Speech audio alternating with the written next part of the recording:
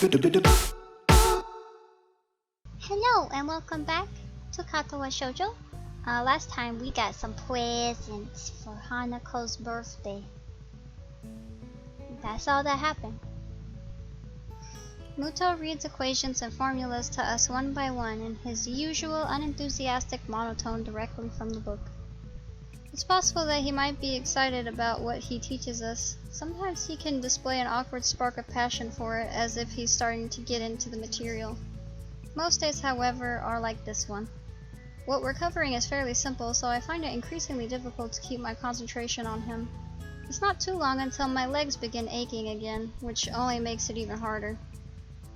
I'm almost starting to regret walking around the city yesterday with Lily. Since leaving the hospital, I've done very little physical exertion. Walking to and from the local store hardly counts. Despite Emi's attempt when I first arrived in Yamaku, I've largely given up on the idea of returning to my old level of fitness. I have little doubt that's why walking around town for so many hours has made me quite so sore. It's depressing, and it reminds me of one more thing I can't do since I had my heart attack. It makes me feel pathetic. Now, Ikazawa? It's odd for Muto to ask Hanako a question, but not unheard of. She quickly jumps to her feet, a little startled, and immediately pins her eyes onto him.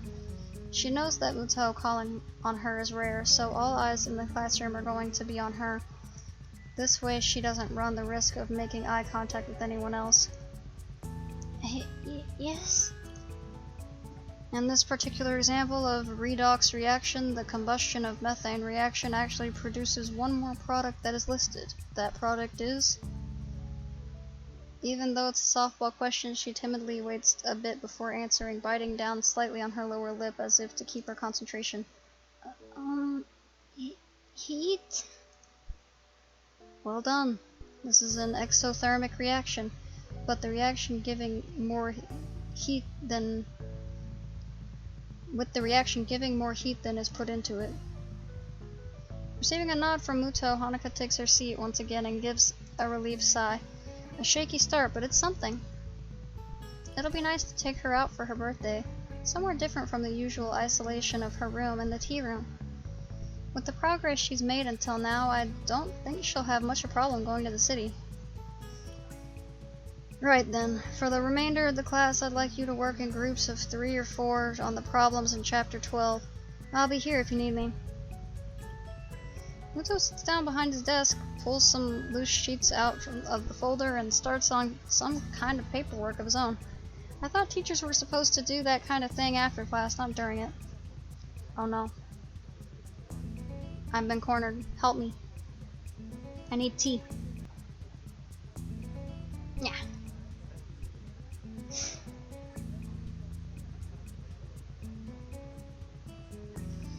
Regardless, I look to my right to pick out someone from a group with.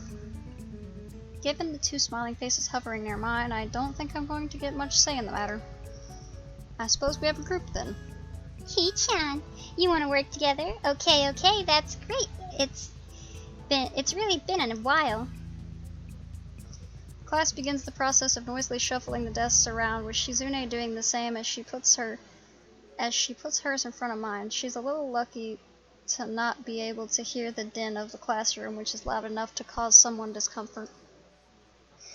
Truth be told, working with Shizune and Misha is probably a good outcome. Shizune and I are pretty good at this subject, and Misha has really good handwriting. There's a peeper! As I look to Misha, I notice a tall figure behind her. The shadow catches Misha's attention as well as she turns to face the dark-haired observer. Good afternoon, Hanako. Hello.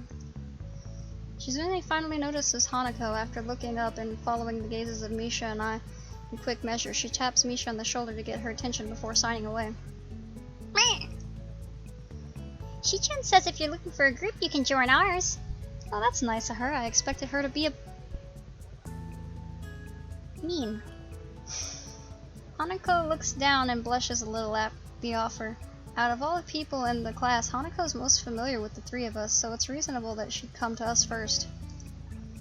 And again, her actually coming up to a group with the intention of joining them is something she's apparently very rarely did before. She leaves briefly to drag her desk over, and Shizune and Misha wheel back to me as soon as her back is turned. Meow. I guess we get to play again, Hee-chan. You hardly ever play with us anymore. I wonder why. You two always seem to have some ulterior motive. Meow. That hurt, Hee-chan. I'd almost think you were insulting me. But it's Hee-chan, so I know that you're joking. Such a great sense of humor about it. It'd be awful if someone were to take advantage of your good nature, like making you help them with their work. Meow. Shizune seems excited for a second, a little surprised that I'm willing to challenge her, but when she sees Hanako coming back, she backs off with a smile. I guess the mind games are over early today. Hanako gently sets down her desk in front of Misha's. Her eyes are locked downwards, and I'm left wondering why until I look around the class. Most are busy setting up their own groups, but a few are casting curious glances at her. At this range, it's hard to tell whether that is where their interest is in her ends, or if they are talking about her as well. It's strange. No one bats an eyelid when Hanako runs out of class to avoid group work, but now that she's making an effort, they're staring at her as if she's done something wrong. We all move to sort ourselves out, spreading our textbooks and worksheets around the larger surface created by the four joined desks. It isn't long before the class as a whole gets down to work. Hi, Hanako. It's nice to finally work with you. Yeah. Meow. Are you the reason Hee-chan has been avoiding us lately? Shi-chan says it's a little rude, but if Hee-chan wants to spend time with a cute girl, it's understandable. I don't think it's like that. Hanako starts to fidget, unused to this kind of attention. I think that an ordinary person would drop the conversation by now, but Misha is like the antithesis of Hanako, part of that includes being blind to ordinary social cues, while Hanako is overly sensitive to them. Because of that, Misha barrels ahead with the questions, too quickly for me to get a chance to interject and guide the discussion somewhere more comfortable. Really? So, he wasn't hanging out with you yesterday? Uh-oh. No. I can feel my cover being blown already. Really didn't want Hanako to know that we were out buying presents for her, let alone planning out her birthday party. It wouldn't be good for her to find out. Yeah, I was doing something else. You know how it is. Jacking off. Minding my own business. Meow. Really? I wonder what was so important for Hee-chan to blow us off like that. If it wasn't to spend time with Hanako, then what could it be? It's really interesting. Now this is starting to feel like an interrogation. I'm surprised at how Misha is able to exert such a feeling of pressure without actually intending to. Were you with Lily? Out of nowhere, Hanako manages to stumble on the answer. She may be dreadfully quiet and shy, but she's very intuitive. What makes you say that? Yesterday, Lily said something similar. Meow. Suspicious, Hee-chan. I demand that you explain yourself. Hey, shouldn't we be doing the assignment? But it's so mysterious. Even Hanako wants to know. I turn to look at Hanako. It's true from the expression on her face. It's obvious that she wants to know as well. And I think we're past the point where I could weasel out of having to provide an explanation. I apologize to Lily in my mind. She really did want to keep it a secret, but now it doesn't seem possible anymore. I feel a rush of conflicting emotions so jumbled that I can't really identify them, but they crash around in my head as I try to calm down and speak. Alright, I'll tell you. I went into town with Lily, but it wasn't what you think. Lily and I were, for Hanako's birthday, the cat is out of the bag, but it looks like Hanako is taking it a little better than I thought she would. A brief silence passes around our little group as Shizune and Misha look at each other sheepishly. I can tell that they didn't expect their game to turn out like this. Misha looks up to Hanako in order to apologize, then pauses. Hanako is staring at the middle of her desk and barely moving. A maudlin expression on her face. I guess I was wrong about her taking it well. Hanako, I'm sorry. There's a few second pause, but Hanako lifts and shakes her head. It's okay. Her expression looks odd, like she's very tired. That doesn't seem natural, but it's nothing alarming. Nobody really wants to continue with the current conversation, so we open our textbooks and begin our group work. This is pretty dull. While the equations we're supposed to work out as a group will take a while, most of it is going to be boringly mechanical. It also doesn't help that while that didn't go as bad as it could have, it has left an awkward atmosphere around us still. We manage. Shizune's face betrays that she has about the same expectations of our work as I do, and the two of us begin to write our group's results.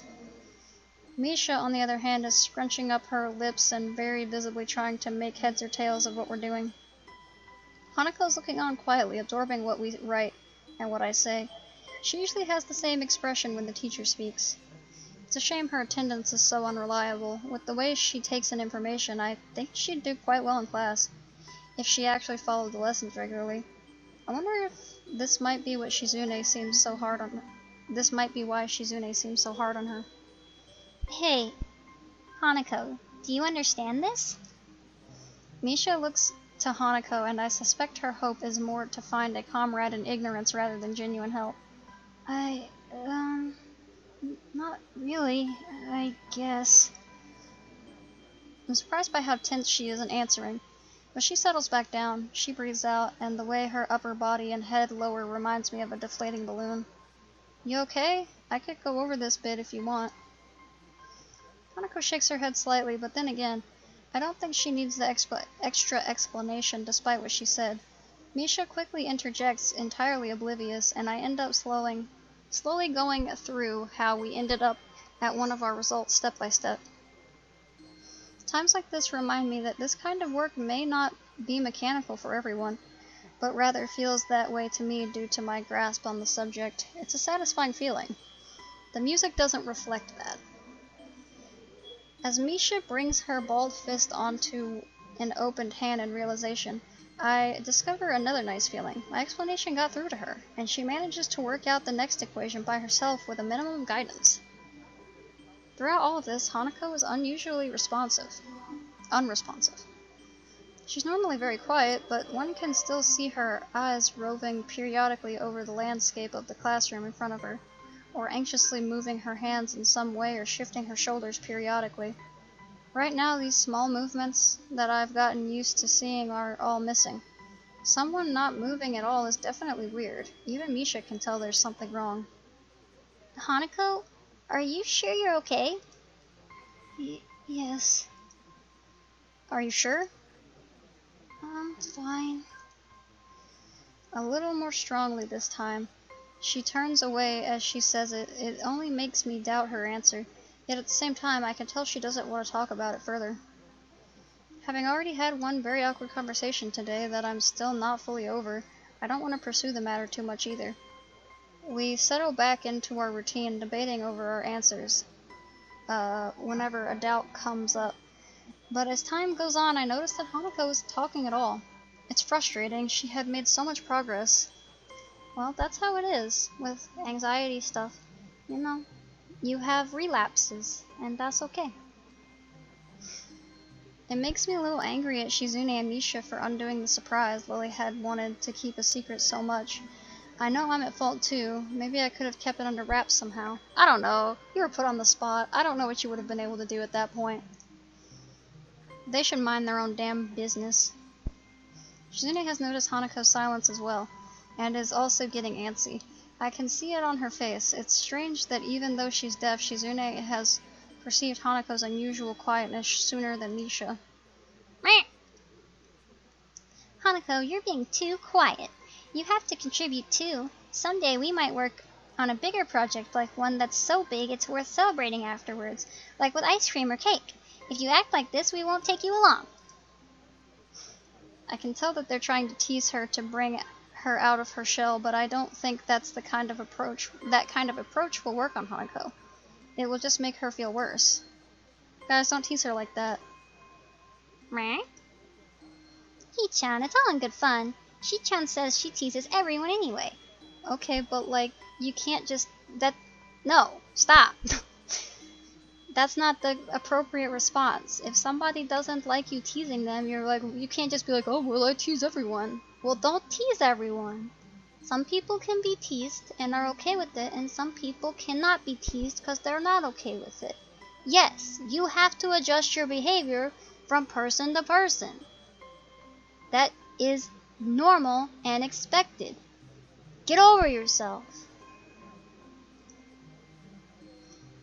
They do back off though, with Misha moving away from the issue by asking me a question again.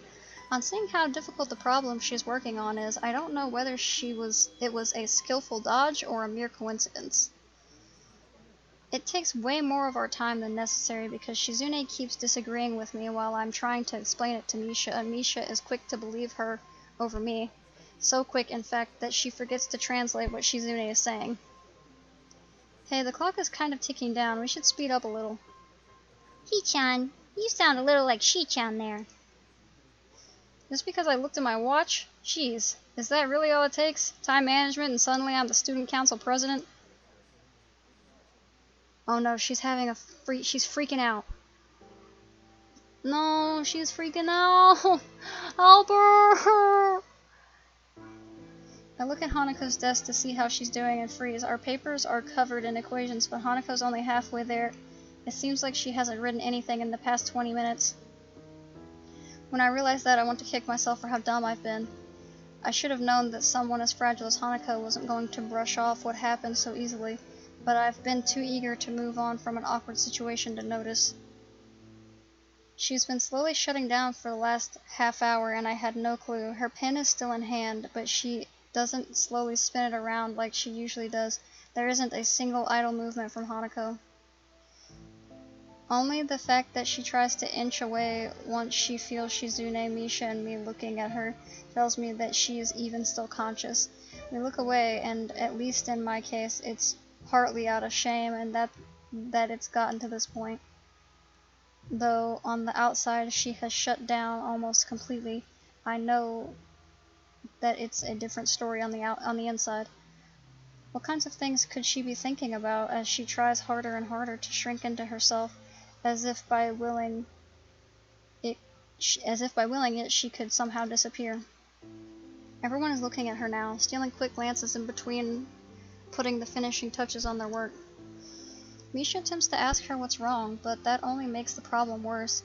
If she weren't frozen to her seat, she would probably run out of the room right now. Can we take her out? Like, can we be like, excuse me, we're leaving? Because that's what I would do. Be like, okay, come on, Hanako, let's get out of here. She's scared. Is she crying? I think she's crying. Somebody help her. She's having a breakdown. Misha's questions are loud enough to be heard throughout the entire classroom, and for a second I'm ready to snap at her, because I can only imagine how much worse it's making Hanako feel. Of course, if I were to do that, it would only make the situation worse. I'd believed that Hanako had gotten stronger, and she has, but it wasn't enough, and I was too eager to believe it. Now she's terrified, alone in the middle of the classroom, and there's nothing I can do without drawing more attention to her. Just leave. Just leave. It'll be a lot better than her having to just sit there frozen. And if you do it, then it'll take attention off of her, and it'll make you look like a psycho. But you can handle it. Not everyone can handle it. It's infuriating. Misha's worries, and even Shizune is biting her lip. None of us know how to deal with this situation, so I decide to call Muto. His judgment would probably be better than ours. I look up and manage to catch his eye, silently motioning for him to come over. I want to make as little a fuss about this as possible, since if there's anything that would make this worse, it's more attention being focused on her. I know that Hanako can see everyone staring at our group, specifically at her, because they know that if there's a problem, it has to be her. Everyone knows her, and it's the first thing anyone's mind would leap to. Her reputation for being a truant has marked her as an unusual person, even in unusual Yamaku. Who knows how many things they have stared at her who knows how many times they have stared at her before. Maybe it's because she's seen the class staring at her so much that she fears their gazes like she does, cowering from them. The time it takes Muto to walk over must be like an eternity to Hanako, and she looks as if she's about to fall over. Muto quietly begins to ask us what's wrong before catching himself as he sees Hanako. Did we upset her? Yes, you did. Don't worry. Muto bends down after calming Misha and looks intently at Hanako's face. Hi, Ikazawa. Can I help you at all? His voice is hushed and gentle. Everyone's acting so differently around Hanako now that the whole class has noticed something's wrong with her. I don't like his face. Look at it. This is so inappropriate. His little weird smile. Hanako doesn't respond, so Muto gently rests a hand on her shoulder. Don't touch her! She starts shaking at his touch, but won't even look up. Hanako continues to stare into the equations on her desk, vision so unfocused that I doubt she even sees them. She is worse than before. I remember that not even an hour ago she was able to talk to him almost normally. Muto grimaces a bit as he stands again, and now that his expression's changed, I can see he wasn't exactly unaffected by what happened either. He takes a breath to settle himself before speaking in a quiet voice. I'm a little impressed at how quickly he takes control of the situation. Is that it? Nothing's wrong then? Muto seems to say that to no one in particular. However, his words sound convincing enough that most of the people who were looking over at Hanako now turn away, getting back to their work. He gives a quick glance to his left and right. Several people at the desks around us are still staring curiously, but other than that, we seem to have escaped attracting too much attention. Muto notices me doing the same as him, and smiles a little, in his usual stilted way. I think for Miss Ikazawa's sake that it would be a good idea to quickly take her somewhere away from others. That's what I said. Run it, let's take her away. Yeah, go to the hallway. That's what I would do. Nakai? Hakamichi? Could you please take Ikazawa out of the classroom? I'll keep everyone settled, so please don't worry about anything but her, okay? He looks at Misha to tell her to interpret his words for Shizune, but she's already finished her translation by the time he does so. It's remarkable how little thought she needs to sign, as she still looks quite dazed otherwise. Nodding, Shizune and I stand and move to either side of Hanako. Muto steps back to allow us some room, and talks to the table behind us as some people there have begun to mutter between themselves about what's going on. We look at each other before lowering ourselves in unison, taking one arm around each of our shoulders and lifting. The two of us begin to walk at a slow pace to make sure we don't inadvertently hurt her. As much as we try to make this look normal, I'm quite sure there would be many more gazes on us if not for Muto's distraction. Eventually, thankfully, we reach the door and go through. Nobody's outside, so we walk down the hallway. It doesn't seem like it's making her more at ease than she was in the classroom. Finally, I ask if she wants to just sit down. For a while, we simply stay in place and wait for her to say something. Shizune tentatively rubs Hanako's shoulder a little, but there's no response. Eventually, she shakes her head a little when Shizune tries again. Both of us are looking at her, so we pick up on it immediately. Shizune's hand again comes to rest on Hanako's shoulder as she awakens, her face lifting to two very worried and anxious people looking at her. She looks at us silently for a while. I'm initially worried she might freak out or do something extreme, but those fears prove unwarranted as her expression slowly changes from an almost lifeless blank state to a more normal withdrawn shyness. She wordlessly lowers her head, her eyes evasively moving to the side. She looks embarrassed, almost ashamed. I want to say something, anything to help. I can't, though. I don't really know what just happened, or even what caused it. I feel helpless and ashamed of myself for not being of any use. Shizune sighs before looking at me. Even without words, I think I can tell what she's asking.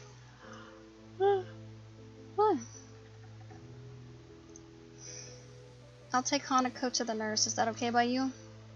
I try to communicate my intentions through hand gestures, but I don't feel like I managed to get through to her very well. Shizune makes a dreary face in response to my gesticulations, confirming my impression. She stabs her finger in the air decisively, first at me, then at Hanako, and then towards the stairs. She waits for me to nod before pointing at herself, then pointing to the door to the classroom. I get the feeling Shizune is much better at this than I am. I nod at her since her plan is after all the same as mine. Shizune gets ready to make her exit, but she only leaves after looking at Hanako for quite some time. Are you okay with me taking you to the nurse's office? Hanako doesn't say anything or nod, but she stands up in place of herself, and when I begin to walk, she obediently follows. I've read about people with being catatonic before, but I think this time I'm seeing it for myself. She looks extremely tired after everything that's happened. It's not a surprise. After Hanako silently takes off her shoes and lies on the bed in the infirmary, the nurse and I take our leave. He shuts the curtain behind us, we both take a seat, and I quietly and thoroughly go through everything that happened in quite some detail. I want to understand what happened, and the nurse has as good a chance as anyone of knowing. He nods throughout my explanation, his face looking troubled as I finish. It must have been very troubling for you to have seen this. I'd be lying if I said it wasn't. I get that she fainted, but I don't really understand anything about why it happened or why she's acting like this.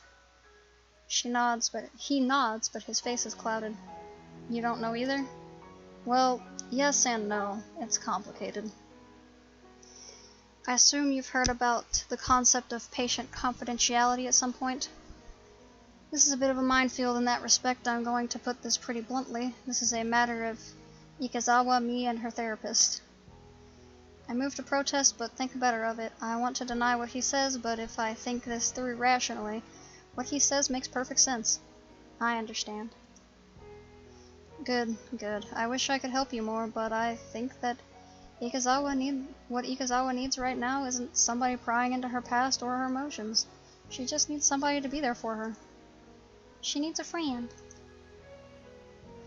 For what it's worth, I think you've done well in bringing her here.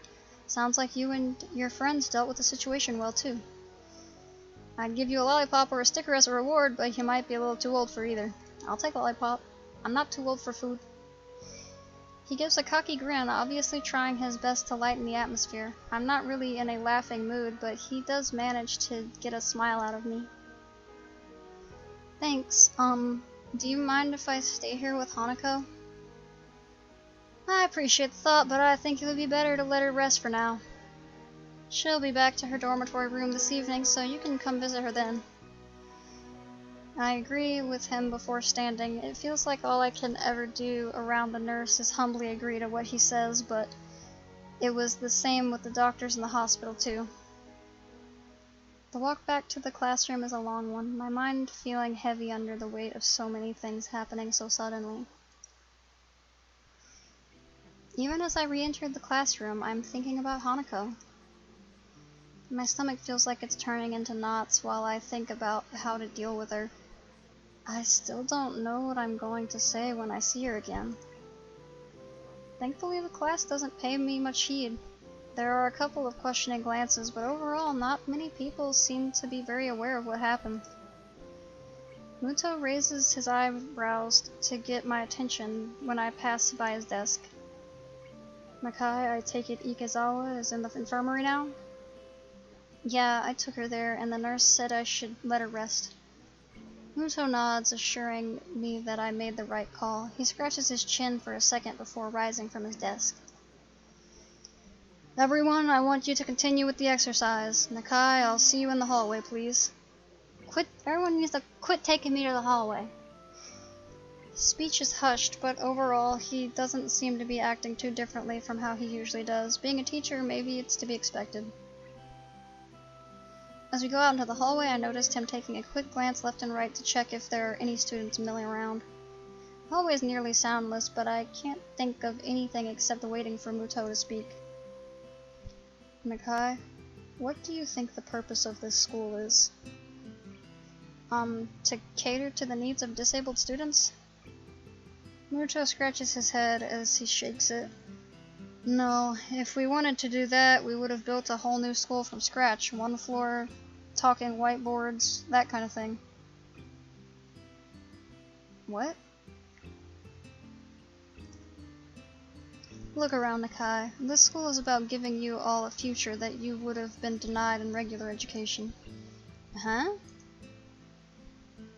Think of it this way. If we wanted you to graduate and go straight into a hospital, do you think we'd put in this much effort? The bluntness of Muto's statement temporarily stuns me, causing me to forget about the immediate situation. No? That's right, we want you all to leave here as useful members of society. I'm not quite sure I'm following you. I have high hopes for you, Nakai. You are possibly the first student I've had that gets my lectures. That isn't something that a teacher should be admitting so freely. You could easily take your studies of science well into university. Have you ever considered that?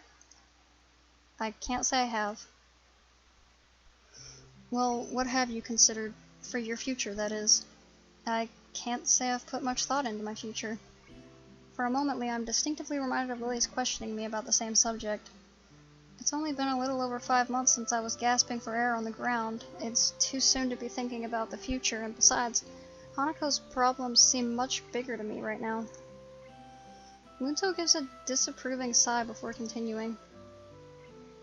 Think of this place as an opportunity. Here you have boundless facilities, good teachers, plus the added bonus of the nurse and his staff. You should be doing nothing but thinking of the future. Right.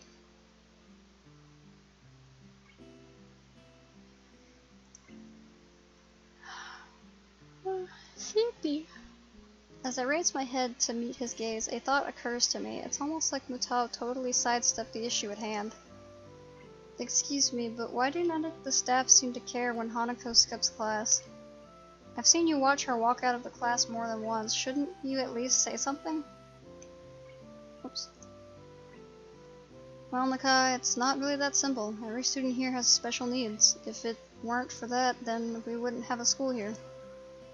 For example, I wouldn't keep you in class if you were having trouble breathing, would I? But that's not... Muto cuts me off before I can even think about finishing my sentence. Ikazawa's case is very much like that, but instead of CPR or a pacemaker, what she needs is time and space. The faculty was made aware of this from the day she arrived here, thus whenever she feels the need to leave classes, we let her do so. And even though she isn't a star pupil, she seems to pass all her exams, so it hasn't affected her ability to study. Isn't that enough? I open my mouth to protest, but I can't find a fault in his argument. While her condition does at first seem to be wholly physiological, its worst effects have been on her psyche. It still puts me off, though. Isn't he just passing on the responsibility for her problem? Surely she can't go like this for her entire life. I mean, everyone has their own pace, and it's not really enabling. If she needs time, then she needs time. You don't really want to push somebody if they have the anxiety. She has therapy. She's doing everything that she can. She just wants people to quit treating her like a weirdo. I understand that you might not be used to this kind of thing yet. It's been a big change for you. That said, it's less than a year until graduation now. Maybe you won't have to get used to this school. If you keep your head down, I'm sure you'll do well enough in your exams. I numbly nod, more to simply acknowledge that I'm listening than out of agreement. I felt like I was getting used to this school, but it feels like it's just been thrown back in my face. But what about Hanako? I believe, well, I hope, that she will perform well enough to do what she wants to do. What that is, I don't know. Not all students leave school with an idea of what they want to do, unfortunately. He takes care to emphasize the last word, as if it wasn't quite clear enough already, and gives me a moment to mull over his words. Today has been a troublesome day for you, and I doubt you'd be able to concentrate much anyway after all this happened, so I'll allow you to take the rest of the day off. Your grades have been good in this class so far, which makes me think you won't have any trouble catching up on what we've been doing. He gives a small smile along with his praise, as if to make up for the seriousness of his lecturing before now. Go collect your things, and I'll see you tomorrow. Right. Thank you. Muto's roundabout speech has left my thoughts scattered. I'm still not any closer to working out what I can do to help. Hanako, if anything, and my mind... What's that? I'm still not any closer to working out what I could do to help Hanako, if anything, and my mind is all the more confused after what Muto said. I'm also still bothered by the fact that Hanako was helped at least as much by Shizune, her enemy by proxy, as by myself, but I don't know whether that is just male bravado or genuine concern. It's the bravado. While I collect Hanako's and my things from the class, I continue to try and sort out my feelings. I want to say that I understand her and I'm there for her, but while I might have been able to say that just yesterday, I can't say it now. I wish I could. I lay on my bed trying to collect my thoughts. After Hanako's panic attack, I found myself fundamentally reassessing the relationship we share and what I know about her. I had a hard enough time dealing with 4 months in the hospital. One look at her scars tells me she was in one for a lot longer than I was. Be that as it may, I know next to nothing about her past. She has told me about the house fire, but only in the most basic way. And what of her family? I still haven't asked Lily about them. There hasn't been a good opportunity to bring it up. I don't know where she grew up or what her old school was like, nor of her past friends, her wishes and ambitions, not even her taste in music, food, and movies. All the little things I knew about all my old friends. Just what have I been doing for all this time I've been with her and Lily? I don't know, chilling, drinking tea, listening. In the distance, I hear the bells signaling the end of classes. With any luck, Lily will soon realize that neither Hanako nor I are around and return to the dormitories. You have a phone? My mobile phone starts to ring, cutting my thinking short. It quite startles me, as I've rarely been called since coming to Yamaku. Hello, Hisao Nakai speaking. Moshi mosh. Oh, Hisao, I'm glad I found you. You weren't at any of our usual places, so I thought this would be the fastest way to contact you. I probably should have guessed it would be Lily, and she's one of the few people I've given my number to, even through the phone, her voice sounds slightly on edge. Hanako and I left class early. She had some kind of panic attack. The line goes silent. If it weren't for the background static, I would have thought Lily had hung up on me. I understand. Could you come by my room? I'd like to talk with you. Sure, I'd appreciate the chance to have a bit of a talk, actually. Good. I also have some bad news. I think we should discuss this in person. It's hard to grasp the seriousness of the situation from Lily's tone. She sounds so calm most of the time, but that could be a good or bad thing, depending on how you look at it. Okay, I'll be right there. What's happening? I collect Hanako's school things from my desk and head straight for Lily's room. I rap my knuckles on her door and she soon calls me in. Lily sits at the table inside her room, looking a little worse for wear. I guess that's because of the bad news. Following her gesture of invitation, I sit across from her and lay Hanako's things on the table. Well, there's no point of either of us waiting. Would you mind going first, Hisao? What happened today? My memory of the incident is already beginning to fade, but I explain it as best I can to Lily. Inviting Hanako to work with the group, Shizune and Misha's questioning, our foray to town, getting discovered, and the subsequent panic attack. I add Shizune's reaction almost as an afterthought, but Lily seems to take some kind of comfort in hearing about it. I guess rivals don't become rivals for no reason. There must be some history there, but now isn't the time to explore it. I see. She had said her therapist sessions were helping, but I had my doubts. It's quite a shame. Her birthday has caused problems before, but I had hoped that she would have improved with you around, and the more intensive therapy. Did the fire happen around her birthday? Is that why? That is a shit birthday. Worst birthday ever. Where is Hanako now? Last time I saw her, she was in the infirmary. I guess she's gone back to her room by now. She wasn't in the library or the tea room when I checked, so I can only assume that too. You said you also had some bad news? What's the matter? Does it concern Hanako? Lily shifts her position, the body's way of saying she's searching for the right words. My aunt has fallen gravely ill. I'm afraid I'm going to be heading back to Scotland to visit her and to spend time with my family. What? Is she alright? When do you leave? I'm not altogether sure of exactly how she's faring at the moment, though last I heard she was stable. I'll be leaving Saturday. It's the earliest flight I could get. Stable.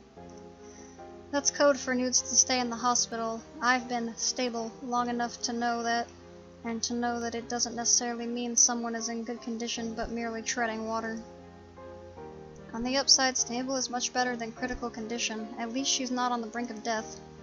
Stable. That's a relief. Yes, but this means that I won't be here for Hanako's birthday. I wanted to tell you now, so we could think of something before we told Hanako, but after today's events, I'm not even sure that if there's going to be an issue if we simply cancel the party. I don't think that is such a good idea. Hanako already knows that we were planning a party now. To go back on that seems like the wrong thing to do. Also, we should do something for your going away, right? You make it sound as if I won't be coming back. If all goes well, I should only be away for a week, though possibly 2. That's one relief at least. With that in mind, what do you suggest then? Given the circumstances, I don't think karaoke is really appropriate. You're not going away for the greatest of reasons, so having too much fun would feel wrong. What did you do for her birthday last year? Last year, I literally couldn't get her out of her room. She locked the door. All I could do was leave food outside for her, making sure she was at least eating well. This is perhaps the most depressed I've ever seen and heard Lily act. I feel sorry for her, given how defeated she must feel to be unable to help her closest friend. Perhaps it would be better to throw the party before you leave then? That does sound like it would be the easiest option. I think we should at least tell Hanako both about your trip and her party. I have her things from class as well. That's a good point. Should we go and visit her now? I think that would be a good idea. Part of me is dying to see Hanako. The last time I saw her, she looked like death walking, and these last few hours have torn me apart just thinking about that. We quietly get up and file out of Lily's room. Hanako's room is next door in the same hallway. Knocking lightly gets us no response, but the door proves to be unlocked. Lily pauses for a moment as the handle unexpectedly moves under her hand before opening the door. Yeah, why is it so black and white? Hanako's room is startlingly bare and monotone. There's no decorations on the plain white walls, a plain dark blue blanket, and only a few books, papers, and purely utilitarian items are on the shelves. Even her bed sheets are monochrome. The entire room feels as subdued as Hanako's character. She's crying. No. You can't. You guys, you're not supposed to walk in on her. This is her room. She's crying. Hanako herself is laying curled up on her bed. She may not be crying. No, she is. Look, I can see them. But her eyes are closed tightly to stop herself, and the tracks left by her tears still sit on her reddened cheeks. I quietly walk in and set her bag down on her desk, afraid of startling her too much. Hello, Hanako. Hisao told me about what happened today. Are you alright? Hanako's eyes open, though only a little. I'm okay. She tilts her head slightly to look at me, noticing my grimacing before I can hide it. Sorry for making you worry. Really, I'm fine now. She really doesn't look nor sound okay, though at least she seems more calm than she was before. She still looks as if the slightest breath could emotionally break her. I said it before, right? You don't need to be sorry for this. Hisao's right. I shouldn't have hidden something like a birthday celebration from you. I see Hanako shiver at the word. Lily picks up on the silence that follows and crouches down to Hanako's level. I'm the only one who should be sorry, Hanako. Hanako's eyes open to peer at Lily. She looks at Lily for some time, taking in her face with those dark, analytical eyes of hers. Lily must have made the right impression on her as Hanako recovers enough to prop herself up on the bed and shift to sitting on its side. Hanako worries about many things, but troubling others is foremost among them. Hearing Hanako shuffling, Lily moves forward and feels out the side of the bed, eventually taking a seat beside her and taking Hanako's left hand in both of hers. The feeling of me being out of place when the two are together has lessened in the time we've known each other, but it's still occasionally very much there. This is one of those times, I think. Lily, if you want me to go... I don't want that. Lily and I are both surprised at Hanako mustering her courage. A half-mumbled okay is all I can give her in reply, and I take her desk chair to sit in. Hanako, I'm afraid I have some bad news. So Lily's going to break the news now, with Hanako having affirmed our relationship so clearly. Perhaps Lily thought the timing was good, or at least as good as it will ever be. My aunt has fallen ill, so I need to return to my family for a time. Concern replaces Hanako's remorseful expression. Your family? You mean in Scotland, right? That's right. Akira and I will be leaving Saturday. So you're going away? I won't be gone for long, probably only a week or two. I'll be back before you know it, and Hisao will be here, right? That's right, I'm not going anywhere. Hanako seems to take only minor comfort in this, but she does manage to summon some resolve from somewhere inside her. Is your aunt going to be alright? I'm not sure. Silence falls. It's depressing that the thing to truly bring Hanako out of her rut is another's misfortune. I decided to bring up the other matter that brought us here to distract at least in part from the dismal feeling permeating the room. Blah blah blah blah blah. Anyway, we were thinking that it would be a good idea to have a going away party for Lily, and it could double as... yeah. I cut myself off before mentioning her birthday, as that seems to be a trigger for such fierce emotions within her. Lily gives Hanako's hand a gentle squeeze. Is that alright by you, Hanako? It won't be anything lavish or overdone, just something small in my room. So, just in the school? Just us? That's right. Just the three of us. If you like, I could ask Akira to come as well. Okay. You're only going for a week? 1 week or 2, yes. I promise you it won't be any longer. Okay. Most people would be upset at hearing about a friend's family member falling ill and happy at having a party, but with Hanako it seems that both events are on the same level. Alright then, you look like you need a rest, Hanako, so it might be best if we all went back to our rooms for now. You know that if you ever want anything, you can always talk to me or Hisao, right? Lily's voice is pensive, an unusual edge for someone as confident in herself as she. I understand. Thank you, Lily, Hisao. Well then, good night, Hanako. Night. I let out a long breath after the door closes behind us. It feels like I've been deep underwater and only now have been able to come up for air. Lily doesn't seem to be doing well either. She looks pale and drawn. Well, her aunt is dying and her friend is apparently having the bad time. Are you alright? I'm just a little tired. It's been hectic recently. Have you slept at all? A little tired sounds like an understatement, given how you look. I think I managed to get a couple of hours of sleep before class. I'll be okay. I feel bad about pressing Lily right now. I think both of us are pretty tired from everything that's happened as well. I think you should get some rest. It's been a big day, and staying up isn't good for your complexion. Thank you for your concern, Hisao. Good night, then. Okay, night, Lily.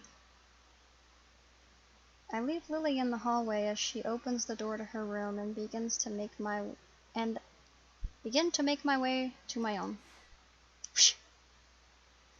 As I walk down the quiet hallway, I can't get that image of Hanako out of my mind, huddled and pitiable, lying helpless with tears on her cheeks. I began to think that she was just a normal, if extremely shy person, but her problems run much deeper. Trying to take our relationship further than what we share now, when she's so fragile and vulnerable, wouldn't be right. I don't need to be more than her friend in order to protect her, to try and stop anything like this ever happening again. The possibility of my feelings for her going beyond that doesn't matter anymore. Hanako was precious to me, and that's why I can't take advantage of her. But even so, there's still that sting I feel when I think that way. For now, I need to sleep. Tomorrow, hopefully, will be a better day.